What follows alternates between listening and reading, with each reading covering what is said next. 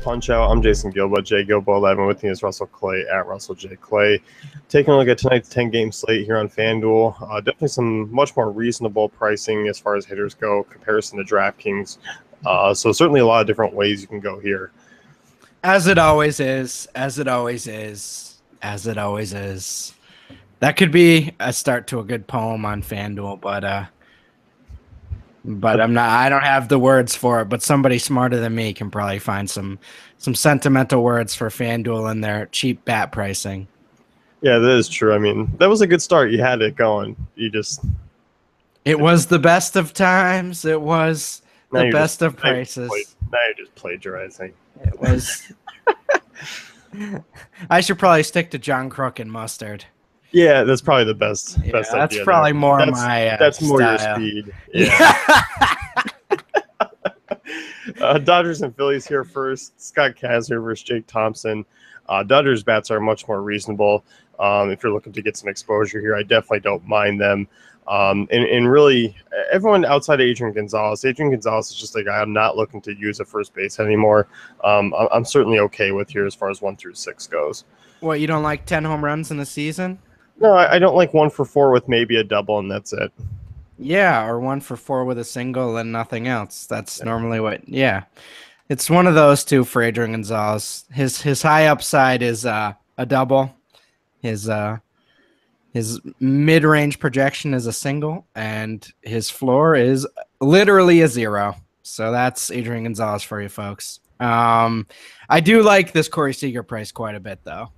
3,800 against Jake Thompson. Jake, same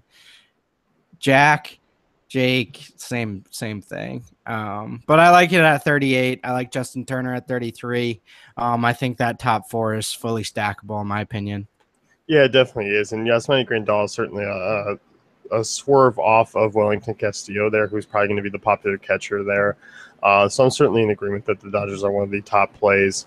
As far as using the Phillies there, I don't mind, just like I did on DraftKings, I don't mind using some of the cheap right-handers because Kazmir has been home run prone to right-handed bats this year. So Maikel Franco, Aaron Alter, I definitely don't mind at their cheap price tags and GPPs. Agreed. Yeah, very cheap. And we've seen Kazmir kind of blow up in good matchups before this year. So certainly an interesting contrarian move.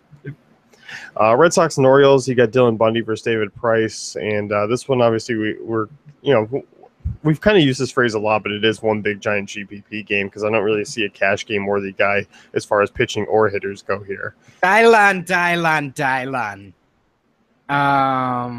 So you can make fun of both his names. And then Ted Bundy. It's pretty wild. I don't get the reference. Chappelle Show? Must have missed it. I mean, I watched it, but I don't remember that one. Must have missed it. Wow. All right, guys, give him some lashings in the comments. That's not cool, man. You got to see Dylan, man. Whatever. I guess that is like 20 years ago now. So, yeah, whatever. All right. You know what? Yeah, whatever. All right. So, Mookie Betts, I like that price at 43. I know it's expensive, but at the same time, he's on one of those streaks, like you said on the DK pod, and I don't think he's really someone you want to fade right now. No, I mean, well, you can. Obviously, multi-homer games are unsustainable, but I'm certainly on the streak here where it's like, when does it end? Maybe he just goes 3-2-1 tonight. 3 homers 2 games ago, 2 homers last night, 1 homer tonight. Unsustainable? What are you talking about? He's not going to do this for the rest of the year? I mean, we were joking around and saying, what could it be possible that he has another 3-homer game before the season ends? Yeah, I mean, certainly seems possible, but at the same time, maybe not logically. Yeah, but as far as attacking Bundy goes, I mean, I'm not the biggest fan, but I'm okay with it in the GPP sense because some of these guys are red hot, like a Betts. Obviously, Ortiz is still capable, even though he's slowed down a little bit. Pedroia is leading off and hitting the ball well. The Jackie Bradley Jr. price tag at $3,500, I definitely don't mind. That's certainly a much more reasonable price there here on FanDuel. Yep, definitely agree there. And then you go to the Orioles. Nice tournament lineup. Just kind of basically what it is. You don't necessarily want to start these guys against Price, but at reduced prices, you're okay with some of these one-offs here, a Trumbo or an Adam Jones. Yeah, we certainly are in a GPP sense because we've talked about Price. I mean, obviously there's a high strikeout upside here, but you also look. I mean, 2 starts, he's allowed 8 earned, but also he has struck out quite a bit of Orioles bats over the 2 starts. Hmm. I'm certainly okay with those price tags as you mentioned, Jones, Trumbo, Steve Pierce. The one I'm probably not okay with is probably Machado. Just because I think I'd rather pay up for a much safer option, like using whether it's a Chris Bryant or Adrian Beltre or Turner. Yep, totally agree. White Sox and Indians next year. Indians bats are certainly a little bit more manageable, of course, here with the softer pricing. Obviously, the one big difference is Jose Ramirez at 3,200 in comparison to where he's over 5K. Obviously, the Indians make much more of a stack worthy here on FanDuel, and I like them really 2 through 6 there. I think you're firing away with this as a tournament stack. I mean, cash stack. I mean, every format stack. I mean, you're using this team. Don't even fool yourself into thinking you're not. Especially that Jose Ramirez price. I mean, all under 4K. I'm in. You just find 4 guys from this lineup and you fire them in there. Yeah, I definitely like them all quite a bit. I mean, you just Greniado, I mean, in this small MLB sample size against both sides of the plate, not very good. Home run prone. So, I mean, as you mentioned, how can you not fire away with basically everyone hitting the way they are of late? Right. As far as using the White Sox, I'm not really looking to use them at their prices. I'd rather just dive elsewhere if I'm going in the mid 3K range. Yeah, I mean, there's always the chance Morneau might stuff someone in a locker, but overall tonight, I think we just fade and trust that Carrasco's going to figure this one out. Yep, I think so too. Royals and Tigers, and here, I mean, I guess I would rather make a pivot to this game where I'm looking at mid 3K prices as far as the Royals go against Sanchez, because I don't mind a Salvador Perez in the GPP format. I still think Wellington Castillo is your overall top catching option. But an Eric Hosmer, obviously a pay down option in comparison to the other guys there. Yeah, certainly. I mean, 33 for a righty at Eric Hosmer. It's not a horrible price. Not as good as DK, though, and I think, like you mentioned, some of the first basemen there, he's got some tough competition tonight. Yeah, he does. It is a spot where you could look to certainly pay up for, and it's one of those ones where maybe you do go a different direction, and maybe you do kind of pay up at all 3 outfield spots or pay up for Corey Seager. It's like, okay, well, you'll have to pay down somewhere else. Yeah. And Hosmer kind of fits that mold there. No doubt. As far as the Tigers go, basically 2 guys for me. JD Martinez and Victor Martinez, the only ones I'm really looking at. Kindler's a bit overpriced. Upton's a guy who I'm done using. So that'll be it for me. You know, on DK yesterday, I got a little excited about his 2,200 price. And let me tell you, that ended with an 0 for 3 and no fantasy points. So that was disappointing. So I'm certainly not going to be paying 26 today on FanDuel instead. It's amazing to me how 2 brothers could end up in the same lineup. That's pretty crazy, huh? They're not brothers. They're not brothers. I like both of them, though. JD Martinez at 35, obviously a solid price, and Victor Martinez, obviously 34 at catcher, is something you really like on FanDuel. Catcher's kind of a loaded spot tonight. It feels odd. There's like 4 or 5 options I actually like. I mean, obviously Castillo still tops them off, but I like Vmart. I like Perez. I like Rendall. Like a loaded breakfast burrito with the hash brown little thingers in there, or like a loaded like Taco Bell griller. I was thinking more breakfast burrito, like ones that you would get in like a rundown shack, the ones that are completely way better than Taco Bell. Okay. It is a spot where you can make some moves. Castillo's still going to be the chalk, but you can make some moves. So it'll be good, but probably have some gas later in the day. I think you're going to get that either way. All right. Moving on. All right. Braves and Twins here. Mike Foltynewicz versus Kyle Gibson. Freddie Freeman's a much more reasonable price tag on FanDuel as always. He's a guy I definitely don't mind. Did you say Freddie Freeman? Certainly. Boy, Freddie Freeman. Yeah, at 36, I'm certainly in on that move. it's not like it's a crazy pay up. It's not like it's over 4K or anything. So I think you can feel pretty comfortable about doing him as a one-off and just fading the rest of this lineup. Yeah, I think so too. And as far as using the Twins, I like him quite a bit. I like the lefties there. Max Kepler, certainly a guy who I'm intrigued with. Same thing with the Dozier and Jorge Polanco if he's up in the top of the lineup again. Those three names for me are probably where I'm sticking to. Obviously, if you want to go with the stack, you can certainly log in Mauer at 3,200. I think that's a reasonable price for him. But I'd only probably use him in a stack. Yeah, agreed. Probably only a stackable option for Mauer, but overall, yeah, I like those calls you mentioned. Max Kepler, obviously, Dozier, Jorge Polanco, all relatively cheaply priced. Yeah, definitely are. So overall, that game could have some potential, but I think more so on the Twins side than anything. Yeah. Marlins and Reds next here. Homer Bailey versus Andrew Kashner. And I don't mind the D. Gordon pricing and Christian Yelich pricing on FanDuel. I think once again here, this is where I'd lean to maybe get some Marlins exposure. But basically, it is just basically those two guys.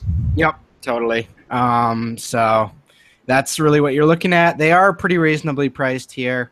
I like Yelich more than Gordon, but I'd be okay with teaming them up together in a lineup for sure. Yeah, the one thing with Gordon is I think he's a GPP play. Overall, when you got Kipnis just a couple hundred more, there's no way they even compare at this point.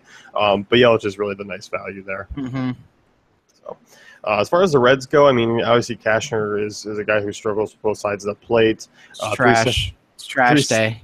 He'd be out by the center of the road. 371 WOBA to lefties this year, 1.54 homers per 9. Obviously, that puts Votto in play at 4,100. And obviously, we're waiting to see this lineup because it is pretty banged up. You know what? I'll give Kashner this. He's more recycling than trash.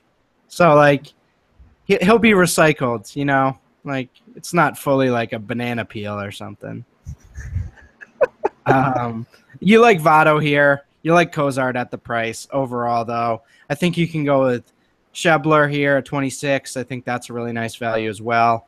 And even Tucker Barnhart at 22 again, if he's in the lineup, I think you fire away there. But other than that, I think you just kind of wait and see for what this lineup actually looks like.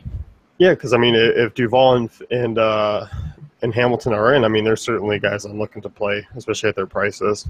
Well, you're definitely playing Hamilton. You already got him locked into cash. Oh, if he's in, yeah, certainly. Yeah, it's a contusion, or as the normal people call it, a bruise. So hopefully he can get back out there. Contusion sounds way more awesome, though. No, contusion sounds way more worse than it actually is. It's like, he's got a contusion. No, it's a bruise. Yeah, you're right. You banged your elbow on the counter of the kitchen and you got a contusion. Ooh. No, you got a bruise.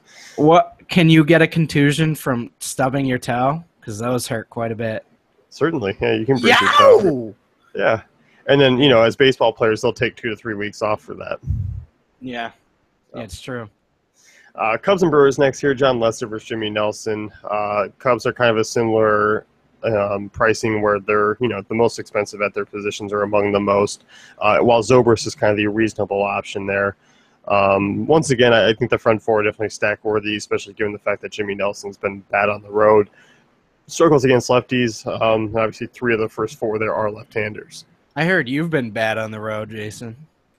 Nope. Jesus, dude, you have to make it sound so devious and so dark.